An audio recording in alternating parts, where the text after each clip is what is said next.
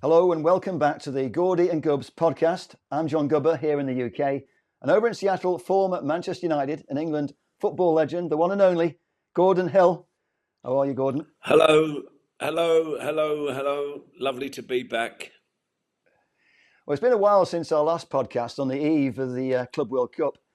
Today we're going to talk about the upcoming Premier League season, which kicks off tonight when Liverpool play Bournemouth in the Friday night match. We're going to be making our predictions for the season a little bit later. But first, a few things I want to talk about, Gordon. And the big talking point, obviously, over the summer has been the transfer window. United have signed three main signings. We've got Cunha, we've got Mbeumo, and we've got Sesko. And United are now trying to sign Baleba. What do you think of the transfer window so far for United? And do you think we need to make more signings if Ruben Amorim is going to have a big impact this season? Well, to be honest with you, John, I don't think you can give a result or give a prediction on what they're going to do until we actually see them play in the game. I watched the Fiorentina game, and a couple of them weren't playing, and now Sesko's going to be coming out, this new signing. So you really can't say if it's going to be successful. I hope it is. And you can't really say it's not going to be successful, because I think he has had time to work on the team, the squad, the players he wants, the players he's got to get rid of. So, yeah, it's going to be an interesting start. What I like about Cunha and Mbeumo is that they're both proven Premier League players who did really well last season. And when I worked for Match of the Day, I did quite a few games where I produced games that they played in, and they were very much standout players.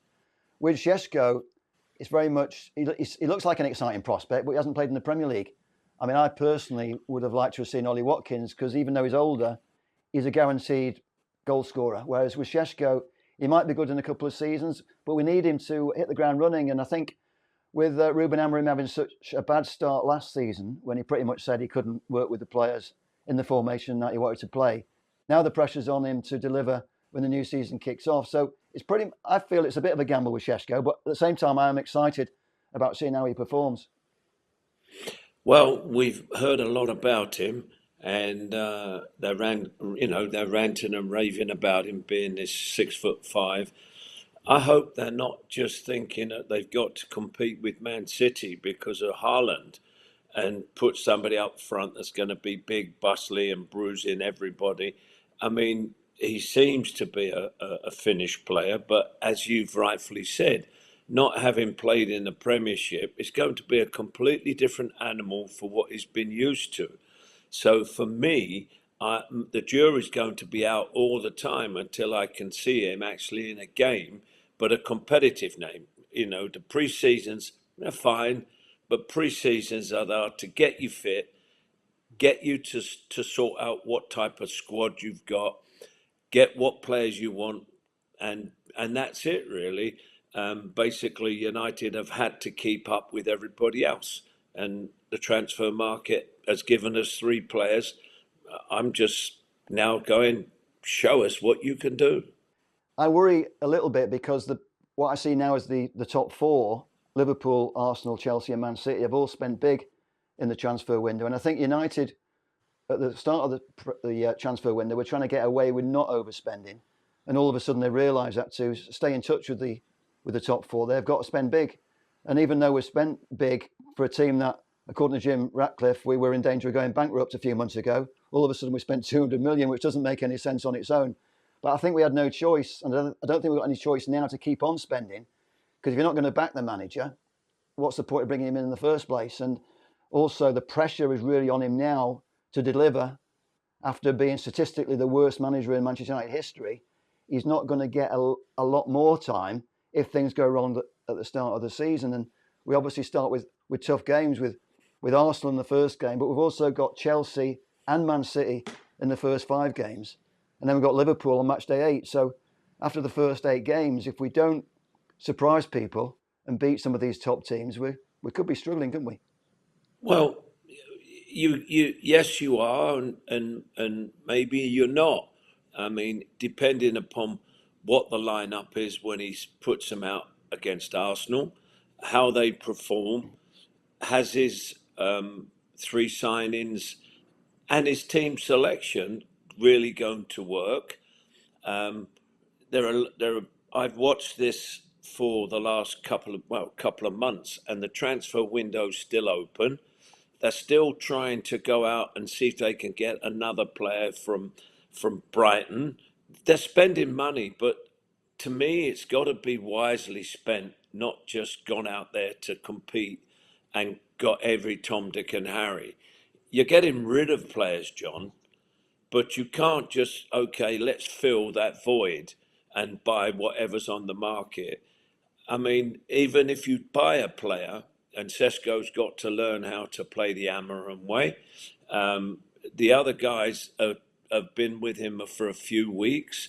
The new guy, if they get from Brighton, if they buy him, I don't think we need him yet. I think basically what he needs to do is needs to put his three players out there and let them perform. And with players like Mount and other players around, I think he should be able to get a side that could go out and perform and maybe surprise the Arsenals and the Man Cities. Although they've spent big, we've had to compete with them in saying we've spent big, but have they been wise moves? And yes, we know that last season every move we did was not really a wise move because we didn't know who to buy, where to buy. The performances were lacking, the commitment from the players. I think he's gone in and put that little bit of confidence back into these players and said, listen, I brought in three players. We're all going to be together. We're all going to work. Sesko's come in with a smile on his face. I think we're going to see exactly what he can deliver in the first maybe 3 to 4 games, John. And Carlos Baleba is obviously the guy we're trying to sign from Brighton, but Brighton are under no pressure to sell, and they've got under a long-term contract, so they're going to need over 100 million, I think, if United have got any chance of signing him in the next 2 weeks, because the transfer window closes on the 1st of September. And maybe how United kick off against Arsenal will determine, if we have a bad result against Arsenal, I think it probably increases our chances of signing Baleba because they might fear that we're still well short and we need to spend money. But I think what I worry about is I'm still not convinced by the 3-4-3 or the 3-4-2-1 formation because I still feel it doesn't get the best out of our players. And I think I worry about Bruno Fernandes because for me, he's better as a number 10, but we bought 2 new number 10s in Cunha and Mbeumo. And I'm not really sure how Bruno Fernandes fits in to the formation unless it's a case of rotating these players. And I'm also worried about the fact we've got Kobbie Mainoo, who for me is a player that we could be building the team around rather than building the team around a Carlos Baleba. So I know I like Ruben Amorim because I think he's got a great personality. And I am impressed with the way that I think he's built up a new team spirit because it's clear that the players are together. He seems to have cut out the Player FC guys who are all in the sort of so-called bomb squad, and he's trying to get them out of the club, and they're not even training with the first team. So I do feel he's created this new togetherness with the players that he's got, but I do worry that the formation, I just feel he's a little bit too stubborn. I know a lot of fans would like to see him maybe be a little bit more flexible. I mean, as a ex-United player and a coach yourself, do you think he's put himself in a straitjacket by so stubbornly saying he's got to play the 3-4-3? I think he's got to be able to be more open-minded with who he's playing against, what they're capable of doing, and to be able to consolidate against them and even push it to the attacking style, which has been a United trademark forever. So what I'm looking at now is to see what type of system he's going to play. And I say it all the time with all the teams I have. I can only play a system if I've got the personnel that I can play it. I can't, but if he's going for this, the kid, and excuse me if I can't pronounce some of the names, John, because there's some names that just, I just can't pronounce. But I look at them, I look at their style of football, and I look at the way they can produce it on certain times. I still think the 4-4-2 for me would be the best way to attack it until he knows what he's playing against. So if I'm playing a 4-4-2, I can always slide a midfielder up front to make a 4-3-3, or I can pull a forward back to make it a 4-5-1. And that means that you've got interchanging all the time, but are these players capable of being able to do it? Now, we're talking about throwing a lot of money at somebody that might not be able to fit into that. You've got to be able to teach them. They've got to be able to play for a little bit to get used to each other. Sesko's got to be able to see where he's going to run, how he's going to run, who he's going to run, who's going to play it, who's going to feed him.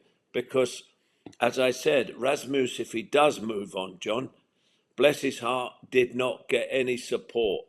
And he looked far short of what he may be able to produce. So for me, I would virtually look at that and I would play a 4-4-2 against Arsenal, and I would go out with the marking situation where I would go virtually a little bit of man-to-man marking to see what Arsenal could throw at me before I started to turn the tail and say, right, okay, I want to attack you. And I would hit the flanks, the same as Saka does for Arsenal. I'd hit the flanks. I would pick up their midfield and make sure that our midfield can stay with these players and see if they can play under pressure. But also, we've got to be able to release Sesko to be able to cause as much damage as he possibly can against Arsenal. You're going to have Declan Rice going all over the place. You know he's a workaholic. Odegaard is going to be trying to play. Saka is going to play on the right coming in. The players that they bought have been expensive players, but it still doesn't change the fact that it all depends what he comes out with, and that's what Arteta does. He looks to see where he can break you down and try to attack you. I think that Amra needs to look at where we can break Arsenal down, and if it works with Arsenal, it's going to work with Liverpool and it's going to work with Man City, because Liverpool have improved. Man City are not. They're on a level. They're not up. They're not down. But they're a team you cannot take lightly to. So for me, looking at that, and then you've got Chelsea coming up in the back there. That Chelsea can pull off results whenever they wish, but it's not consistent. So I'm still up in the air with them a bit to see what they can deliver. But at the moment, I would say that United have got to concentrate on attacking. And I've told you before, John, if we get our midfielders scoring 5, 6, 7, 8 goals and our forwards scoring 15, 20 goals, 20 to 5 goals, we are going to be challenging. And if we don't score goals, we're under the cosh again. Yeah. I mean, personally, I'd love to see a 4-4-2, but I can't see a cat and else chance of Ruben Amorim going to a 4-4-2 because he's made such a big thing about playing 3 at the back. But for me, a good coach, you get the best out of the players you've got. And there's no doubt we have got some good players. So, I think it's a little bit of a lame excuse to say we can't perform well because we have to play this 3-4-3 and we haven't got the right players. I think you've got to work with the players that you've got.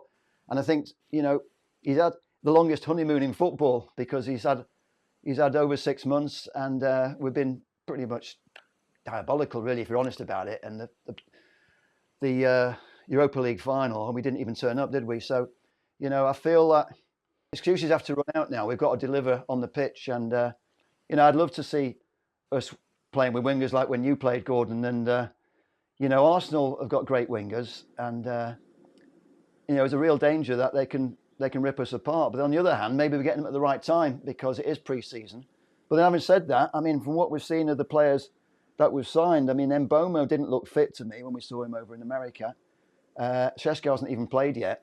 So what kind of lineup are we going to have against Arsenal? I mean, the chances are Sesko might not even start. He might be on the bench. So, I feel like he's under pressure from the start. And you know what it's like with the British media. I mean, a lot of the media are looking for United to fail. They want United to fail. And if we lose the first match, it sort of sets the tone for how the season kicks off, and the pressure's going to be on him from the start. But, I do worry about this formation, as I keep, without being boring and saying the same thing, but I don't think there's any chance of him playing this 4-4-2 that we'd love to see. But I know it's old school. But picking up on what you said about Rasmus Højlund, I mean, Rasmus, for me, has lost confidence the longer he's been at United, because he's never had the service. And when he first arrived, he was injured, so he missed the start of the season. The second season, he got injured on pre-season, so he missed the start of the second season. And when he's played, he's had some really, really good games where he scored some great goals, but he's never really consistently had the service. And he needed a more experienced striker to play either as an understudy to or to play alongside, in my mind. But this new guy's the same age. So are we sort of falling into the same trap of building up a new guy who's not really done a lot? Okay, he's done a little bit more than what Rasmus Højlund did before he came to United. But, a lot of it is hype, isn't it? And he's got to deliver because it's the Premier League. Well, you've got to put your trust in the players that you buy. And you rightfully said that his honeymoon is over. His honeymoon is over because, we keep talking about it, John.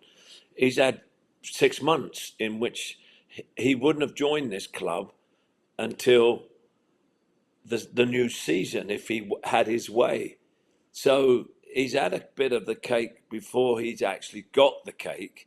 He's now worked about what would have happened if, for instance, he came in now and tried to buy players and tried to rearrange what he had. He'd have had the Rashfords to get rid of, the Garnachos, all the aggravation.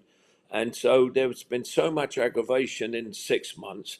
He would have had to cram it into, say, for instance, 2 months of pre-season, buy his players, get them fit, get them out there, play all this, play the new system, play the 4-3-3 or whatever he's going to play, 3-4-4. Even if, to me, he played a 4-3-3, I'd still be happy with that because he's keeping that defence solid. And if he's got his midfielder and you've got someone like Fernandes and you may have Mount with him, then you're looking at maybe Cunha working from that midfield going forward. And then you've got maybe 3 strikers. With 3 strikers, you need at least 4 to 5 players back. So that takes that up. 1 striker, you need just 2 defenders. So that allows them to come. So on the coaching side of it, I would look, number 1, yes, Saka is on there. And then you've got Martinelli on the left-hand side. Both are inverted. Both will come inside. So basically what they're doing is, if you've got Saka there that has to drop back, we have to do exactly the same. So if we've got 4-3-3, we can drop a player back, have a 5. We can put a player forward and have a 4-2-4. Or we could drop 2 players back and have a 4-4-2. So it's not a hard system. They're not hard systems to play if you've got the personnel that can drop back and understand that, yes, we need another player in midfield. And that's where Fernandes comes in, when he can pull players back. That's where you've got Harry Maguire and that be able to pull a player back and strengthen up.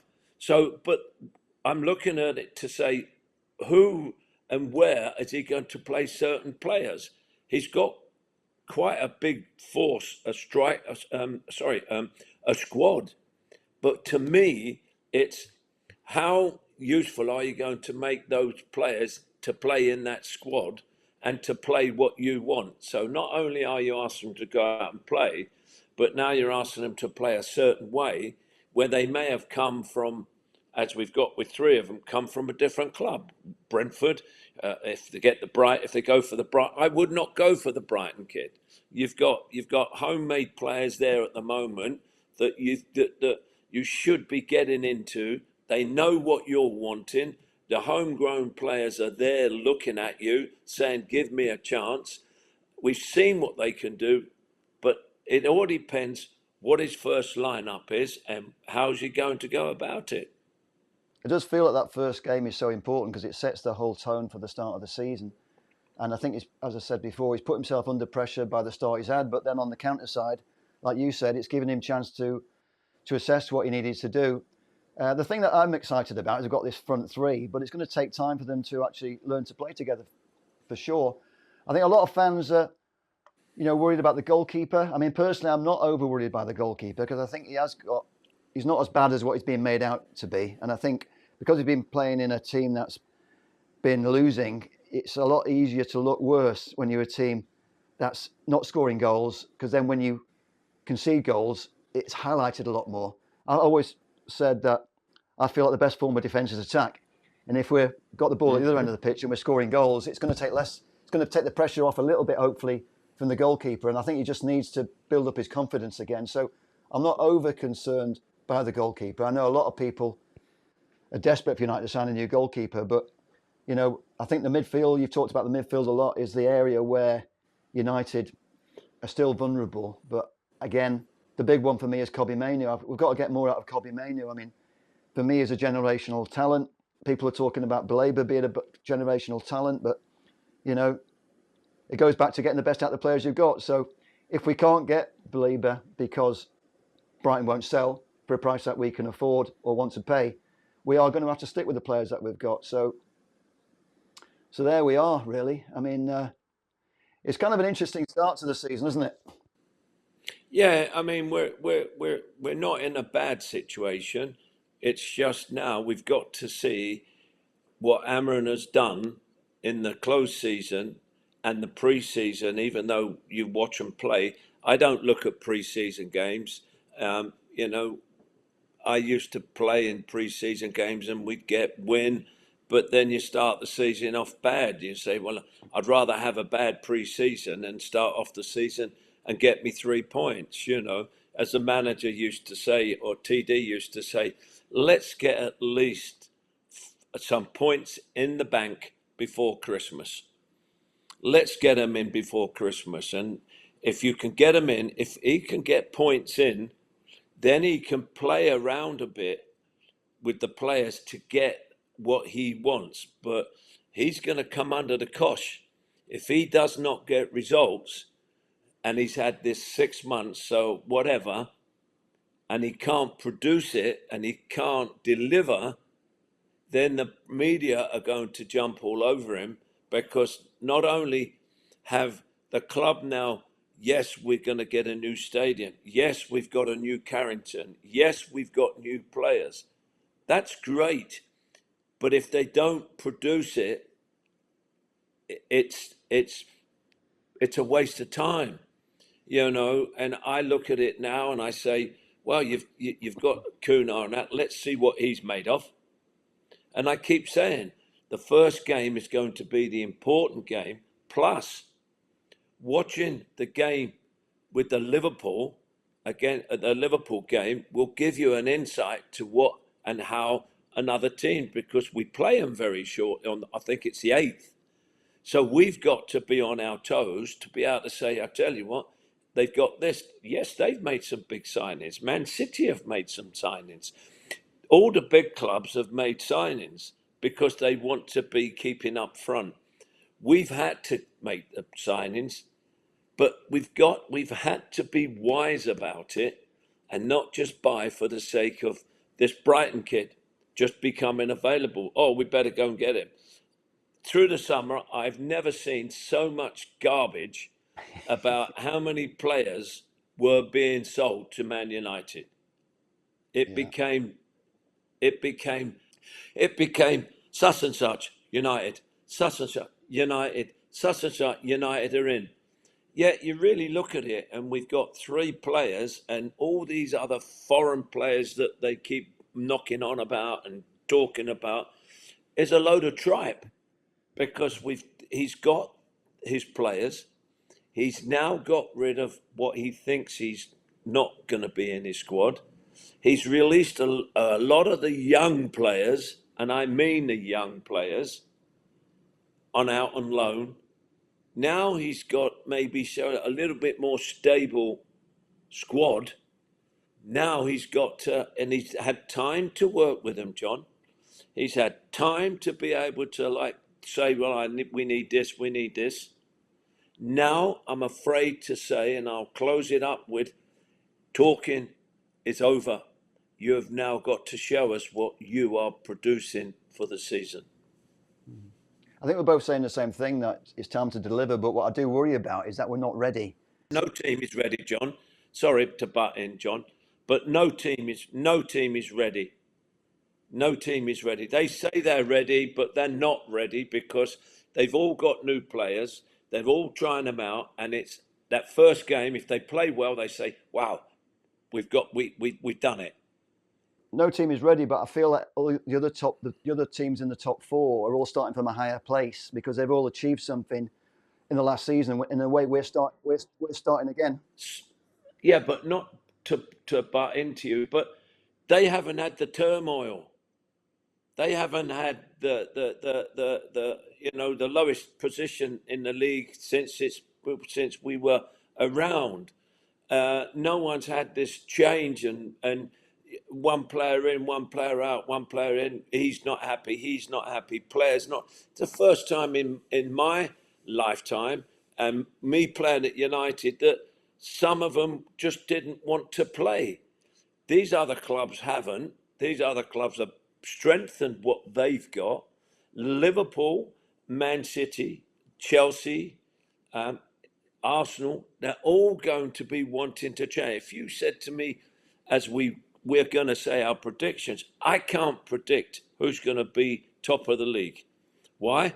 Because they're all going to be challenging each other. And I think there's going to be one this week, one that week, they get a win. And I think that all United have got to do is they have to consolidate and get results and put out good performances to get back to even better performances, and rely on those players that these so-called players that have got the £100 million tags on them. I wouldn't give you $100 for some of them. And I'm being honest with you, because I see them and they're 1 minute wonders. And now I'm looking and saying, well, okay, you've got the big fella over at Man City doing his job, done his job for 2 seasons. Are we looking at that and saying, let's get a big guy, 6'5", that everybody goes on, 6'5", he'll be able to win headers and do all that. But you need somebody to get the scraps, to pick it up. That's going to be a very interesting scenario, and I'd like to see exactly how Amarin's going to handle it. And if he does, then my hat off to him. But he's got a task and a half to keep people happy, because he's got. And I watched the pre-season, John, and I didn't see half the players that were in the squad that are going to start. So, you've had this 3-4 month getting ready. As I said, the talking now has got to stop. The performances have now got to answer, and not relying on one player to score your goals as they did with Fernandes. Oh, give it to him. You need at least between 5, 8, 9 goals from those midfielders, and those 2 or how many strikers he's playing get at least 15 to 20 goals for you to challenge. If he can do that, then that will be it. He will have a good season. No European Cup, no Champions League, just pure league and the FA Cup and the League Cup. Get back to that, win some of that, and then you can look to challenge for European. What I was going to say was, personally, I'm praying that United make a good start, because I do fear that with the fixtures we've got to start with, that we could end up low down the table after the first 8 games when we played Liverpool, Chelsea, Arsenal and Man City. And that puts Ruben Amorim under immediate pressure. And I don't want to make this a Marcus Rashford show, but he did say something what I thought was very sensible and mature this week, when he said that United have suffered by changing managers too often, and we Correct. need to have some sort of continuity. So however badly Ruben might start, I feel we can't just throw the bathwater out after 2 months if we're near the bottom of the table, because we've got to give him a little bit of time. And if we don't give him that time, we're just going around in circles. But now what I'd like to do is go through, I think we're probably going to have the same top four. It's just maybe in different orders, but I'm just going to go quickly through my top four or top five and give you quick reasons why. Sadly, I think that Liverpool are going to retain the title because they were the best team last year, and they've had an amazing transfer window, and it's going to really rub it in for United fans if they make it the 21st title. But I think they're odds-on favourites to retain the title. I'm putting Chelsea at number 2 because I think they made some good signings, and I know a lot of people criticise the Club World Cup, but I think it was a great tournament for them. And there was the big teams like Bayern Munich, Man City, PSG, they all wanted to win that tournament. So I think Chelsea coming through that has given them confidence. And there's nothing better than winning silverware. So I think Chelsea are going to push Liverpool. I think Arsenal a bit like a Netflix season. You're always waiting for next season, and I don't see this being any different, although I do think they have signed Gyökeres. So it'll make that first game interesting if we've got Gyökeres up against Sesko, because those are two players that Arsenal are looking at, and we've got Sesko and they've got Gyökeres. But I still see Arsenal not being the finished article. And I think Man City, I think they've still got this 115 charges hanging over them, and it's kind of outrageous, really, that's not been dealt with. And I think that's possibly one of the things that psychologically might have damaged them last season, because they were half expecting to have points docked. So whether it's because they don't win the points or they get points docked, or even worse, I see my top four would be Liverpool, Chelsea, Arsenal, Man City. And the big question is who gets that 5th place for the Champions League. I'm praying that's going to be Man United. So I'll say Man United, but I don't say it with any confidence. So I wonder if you have any different thoughts, Gordon. Well, I'd put the same 5, I think, but I don't think I would be able to put anyone in the 1st, 2nd, 3rd, and 4th until I've seen them after the first 3 or 4 games. Yeah, you're always going to, obviously the favourites, and I've looked at most of the commentators and the analysts that say, yeah, Liverpool, and then Arsenal. It all depends, to me, who's got the most consistency over the first 3 or 4 games to see what they've got in depth. So the first game will be United for us, United and Arsenal. It'll be interesting to see how Arteta sets his stall out. Then you've got Man City that's going to be setting their stall out within a couple of weeks later. And then you've got Liverpool that's going to be. So if you can get a good guide, a yardstick of what they are doing. So you're really, as a coach, I'm planning for the first game. I'm not interested in the second game. I'm not interested in the third game. I put my team out to get points against Arsenal. I don't worry about the next game. I worry about and this is something I learned from TD, I learned from the coaches in the professional world. I look at my performance in my first game. So Arsenal, it could be a result, or it could be United come and it'll be lovely to see. But I basically look at both of them and say to them, okay, Man City are coming, so Man City will be looking, and that will depend upon theirs. So I'm going, Man City, Liverpool will lead it, Arsenal will be changing, and I think Man City and Chelsea, I think, could be a little bit of a dark horse. I think they could, I think they're all capable of beating each other for that, and all it is jockeying in the first few games to see what it is. And then what happens is, as that season starts to go, you get a better understanding of who has the consistency and who can pull off those results. But I would not like to say 1, 2, 3, or 4, because I've got 5, like you said, 5 clubs looking, Well, let me put it a different way. I mean, I was just quickly looking out to see what the other fixtures were, and City play away at Wolves in their first game on Saturday. Chelsea at home against Crystal Palace. I'd just really like to ask you about Chelsea then, because they were the team that were the surprising team to finish in the top 4 last season because they crept in at the end there. But then they had this amazing summer where they won the Club World Cup. I know you weren't a big fan of it, the Club World Cup, before it started. But I must admit, I was impressed with the competition because I know it was a big money competition, but clearly the big teams wanted to win it and Chelsea won it. So I'm wondering, does that help them this season in their challenge for the title, or does it count against them because they've had a hard pre-season and they're going to be knackered for the start of the season? How do you think it'll affect Chelsea going into the new season? I think it's been a confident booster that they came across and they beat some of the best teams. And I think they've gone back. I think they've looked at what they needed. I think they've bolstered up their squad. Yes, the first game is going to be a tough one. It always is a tough one for any top team because the opposition, whether it's high or low, have always got that expectancy in the Premiership to take results off you, to take points. Chelsea, to me, are a dark horse, but could cause a lot of problems. And I looked at it last season, and I looked at them, and they were up, then they fell away, then they came back, and it's like a roller coaster.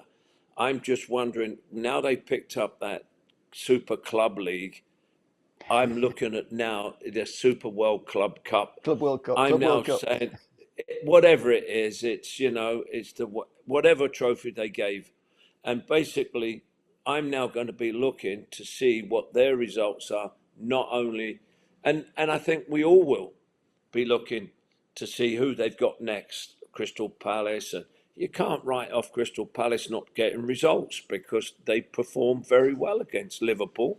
Say, oh, Liverpool should have won this, but unfortunately, Liverpool didn't win it, and Crystal Palace now are riding high. So it's to me, Man City are quiet at the moment. That does not sit pretty with me because I know what they're capable of. So keeping my fingers crossed, John. Yeah, Chelsea, they'll be up there. I think only a fool would rule out Man City because they've been so strong over a number of years. But just before we move on, one thing I'd like to mention about Chelsea is, of course, they could end up with Garnacho. Personally, I'm disappointed that we've kind of like fallen out with Garnacho. I think you need a little bit more. You needed somebody by his side to help him grow up a little bit better. And I think we've kind of like, we've fallen out with Garnacho and I don't see any way back for him. But I'm just wondering, how do you think you'd do if he does go to Chelsea? How do you feel about him going to Chelsea? I think the manager will understand him better. I think that he'll be given a chance. I think he will settle down because not only will he settle down in terms of wanting to play, he'll want to show the new club that he can do it. Maybe the manager there will be able to get the best out of him in terms of keeping it very simple. And if he does and then puts him out there, you see, people say he's a winger. I don't class him as a winger. But I don't, he's not, the crossing to me is not a winger's finish or a cross.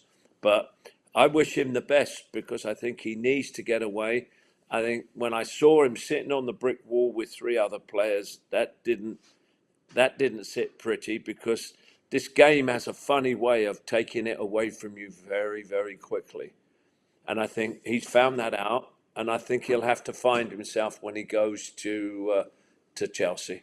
It's amazing how perceptions change. I remember that game when it was Rasmus Højlund, Kobbie Mainoo, and Alejandro Garnacho sitting on that wall celebrating a goal. And for me, that was the start of an exciting new era, but it's all fallen apart. Yeah. But anyway, let's move on. And that other thing I'd like to mention before we wrap up, because I can hear Mrs. Hill in the background there, has probably wanted to have some of your time, and it sounds like she's been shopping. But she's been shopping, John. Yeah.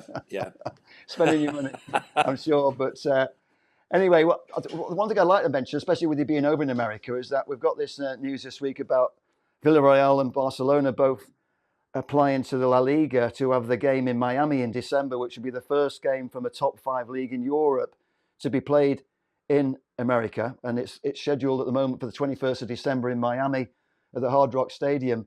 I know Real Madrid have put in their objection because they think it would be an advantage to Barcelona because it'll effectively turn an away game, I think, into a home game for Barcelona, because I'm sure they'll have the home support if they play that away game in America. But to me, we've talked about the potential for super leagues, and we've talked about the influence of the American owners in the Premier League. We've got half the clubs now owning Premier League clubs. It's only a matter of time for me before we have these types of fixtures over in America. And I don't, I'm not for it, but I can see in the not too distant future having Man United versus Liverpool in New York in a competitive game. But I don't think it's right for the Premier League. Maybe it would add a little bit of gloss to, say, a League Cup or an FA Cup. And I'm not in favour of it, but I think it's only a matter of time before these kind of things happening. I'm just wondering how you see it, given it the American perspective for being over there. Do you think America welcomes this?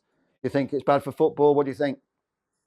Well, you're giving up really your own Premier League and your own leagues in your own country if you start to give these games.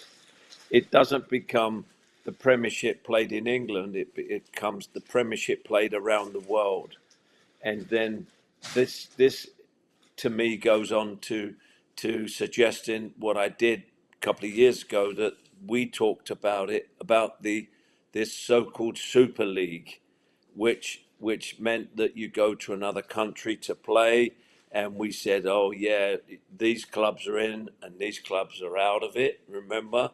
And we were talking about it, and it's now coming true, because the more owners, they're not homegrown owners, they're owners from around the world that want to take their team over to where they come from or where they were. And America seems to be the place where, they're taking, as I said, if they go Barcelona, then all of a sudden, like, you're going down to Miami, which is very Latino.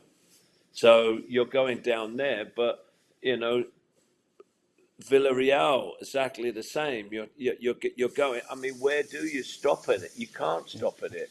You bring Bayern Munich to Chicago, where there's a massive, great German influence.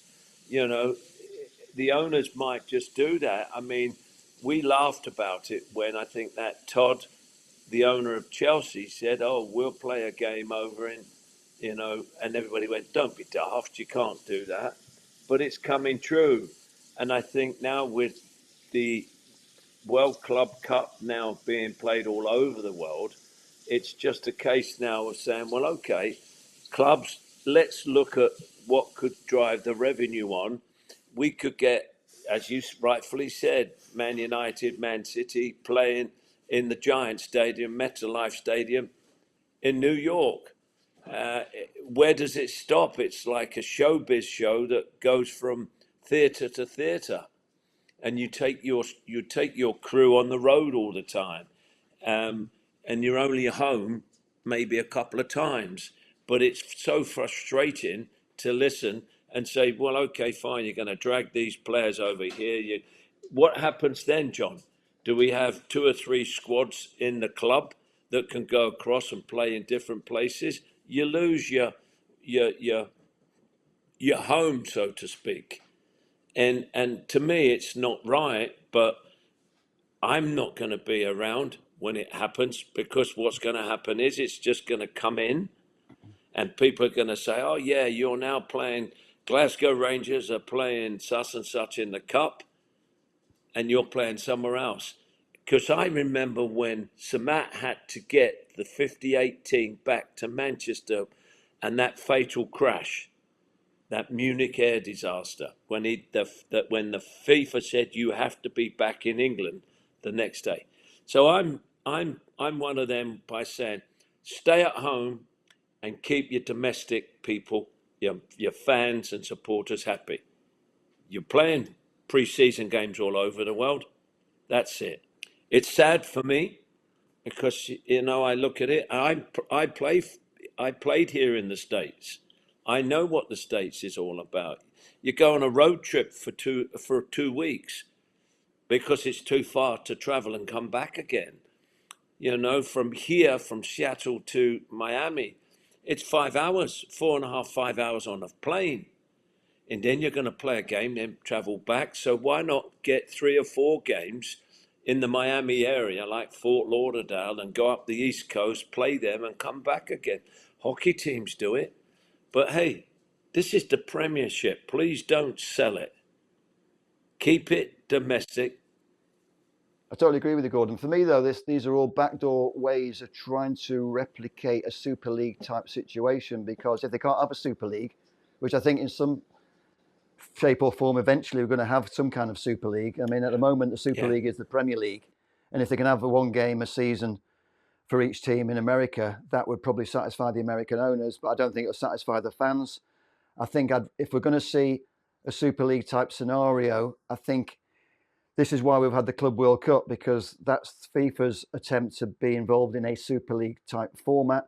I think that's established now, and people are now going to look more ahead to the next one in 4 years' time. And it's going to be a case of how do you get into it? How do you qualify? Are United going to be the next one? And to be in it, they've got to win the Premier League and then win the Champions League. So we've got a tall order to get into it. But I think if we're not going to have games over in America, I think whether it's America-led or Saudi-led, because don't forget the Saudis want to be involved in a World Super League of some shape or form. I think there's going to be either a new league proposed, whether it's a joint venture between the Saudis and Americans, or if we have one of the European competitions, which in my mind would lend itself better for having some games over in America, whether it's, for example, the Europa League. Maybe you could change experiment with that, or the Conference League, where you have those games over in America. Maybe the Conference League, give it more of a little bit of a razzle dazzle, because at the moment it's a bit of a non-event competition. And Crystal Palace, who unfortunately have been demoted from the Europa League to the Conference League, they're one of the favourites now to win the Conference League. But maybe it make it a bit more interesting. Yeah, it is scandalous, and I feel really sad because it's scandalous. I feel sorry for Crystal Palace. They work their tails off, and it's the rules are coming out left, right, and centre. And I just heard about it. About some clubs, Barcelona are up in arms about it. Real want it. It's going to a vote. It's not going to a vote. Eventually, it's going to be decided by those people that we know will make a decision regardless of us. I think with the Crystal Palace situation, it's pretty much decided there in the Conference League now. But regarding matches in Europe being moved over to America, that's an argument that's going to rage over the next few seasons, I'm sure. But I mean, I think, I'd be surprised if that Villarreal match against Barcelona doesn't take place in America, because I think there's too many people who want it to happen. Wouldn't surprise me, John. Would not surprise me. We've seen things now. They shuffled it around, so Miami played in the World Club Cup because of Messi. It doesn't surprise me. It does not surprise me that the fixtures are going to be bought up, and let's play it over here. And there's one thing I'd like to bring up, John, which is something I'd like to bring up: the criticism that Wayne Rooney got from Tom Brady. I think, Tom Brady, you're out of order. You're totally out of order. You go in and buy into a club, and then you absolutely go to town on somebody that is doing his job and trying his hardest to do his job, and then you come back and have a go at him. You play hand-eye coordination with a ball. We play eye-feet coordination. And to come out and have a go at Wayne Rooney and his learning is outrageous. But that just goes to show me, what it is, and it's not. I wasn't pleased with that. I think if you would have said it, if you'd have had a private, yes, but not made it public, and I think that's an absolute disgrace. I am football. I am not NFL. I couldn't agree more, Gordon. I think Tom Brady made himself look stupid with what he said, and Wayne Rooney was totally in the right to hit back and criticise him for not really understanding what he was talking about. But I'm glad you mentioned that. Just one other thing I think we should mention, because it's been so long since we've had a little podcast, is I want you to give a little tribute to your mate Chris, who missed your little tournament over in Seattle, because he went around the world with this Manchester amateur team for the last 60 years, and the 100th game, which you hosted over in Seattle, he missed because he sadly passed away beforehand. So I know you made a big effort to remember him at this game. So I think it should be you that pays tribute to Chris, your friend who didn't make it to Seattle. Yeah, It's sad that Chris was put to rest yesterday, and I kept in touch with the church and the service, and basically, lovely, smashing fella. I've known him when I took over Cheadle Youth and helped to form Cheadle Youth, Cheadle Town Youth, and he was always there to help, to arrange, and he just wanted the football to be, for the youngsters. And then I'd go every year, and I would see him if I went to a Stockport County game. He made everything, he arranged everything for me. He will be sadly missed, and there are people that those type of people are not given enough praise for what he did, and he worked, and I was with him. I spoke to him a week before he passed, and he said that he may not be coming to the States, where I had 8 or 9 great kids and their parents, and I put on the 97, 98, 99th, and the 100th game for him, and he passed away a week before that. So I got him the 100th game, and Chris, God bless, and I wish you very, very much the best up there, and your 100th game is coming up to you, and I would just, God rest, my friend. Like you said, Gordon, I think for the people, most people are watching won't know who Chris Davies was, but Chris Davies really represented grassroots football. He toured with the Cheadle team as Manchester Amateur Football Club, but it's people like him that we should be very grateful for, because without people like him, we don't have grassroots football. And we've been talking about Super Leagues and Premier Leagues and matches over in America, and that's sort of the other extreme of what football is all about. But just to finish up, I think we can all be excited about the start of the Premier League season, which kicks off tonight with Liverpool against Bournemouth, and United play their match against Arsenal on Sunday. So I am looking forward to it. I mean, for me, football's changed so much over the years. It's not the game that I grew up loving, but I still have your football team is forever. So Manchester United is my team. So whatever happens, I still want them to do well, and I pray that we can do better than last season. We can't do any worse, although we can do worse, because you can never say never. But I am hopeful that we will do better than last season. That's the thing that I can more confidently predict than United finishing the top 5. But I am looking forward to the new season. On a last note, John, and I agree with you 100%. Even though I may criticise, I may have a go, I'll always be a United player.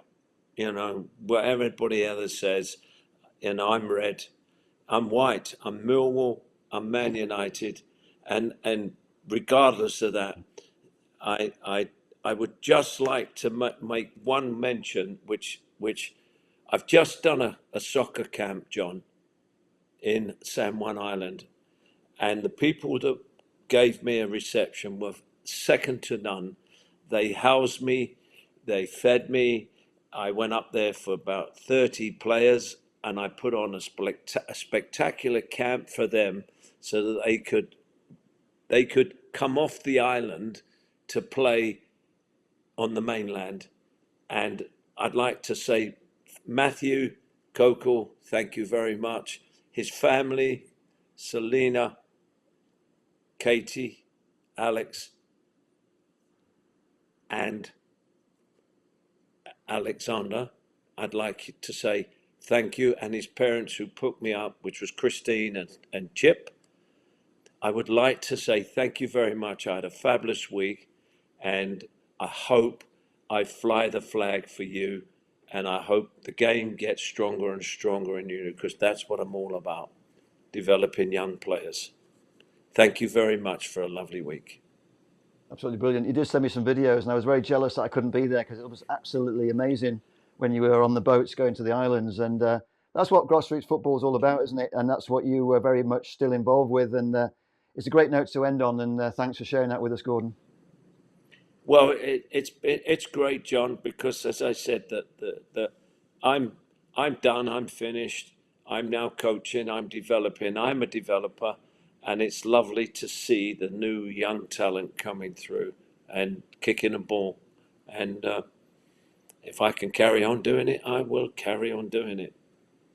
I'm sure you will. Anyway, thanks for joining us again, Gordon. It's been great chatting. We're almost up to the hour mark. We were going to do a short one today, but we both had too much to say.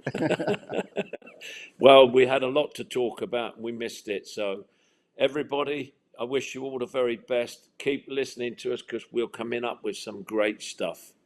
Okay. I'm sure. Cheers, Gordon.